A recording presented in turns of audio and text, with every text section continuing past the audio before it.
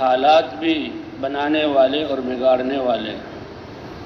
آسمانوں سے جو حالات اترتے ہیں اللہ ہی اتارتے ہیں، لیکن تمام حالات کا تعلق چاہے دنیا میں حالات پیش آنے والے ہیں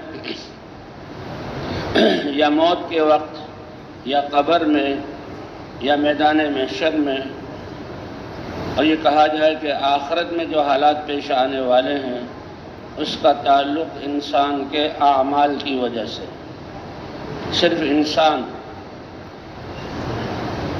کیونکہ باقی ساری کائنات تو اللہ کی طاعت میں ہے، وہ اللہ کی نافرمانی کر ہی نہیں سکتی۔ فرشتوں کو بھی اللہ نے نور سے بنایا، ان میں شر کا مادہ رکھا ہی نہیں۔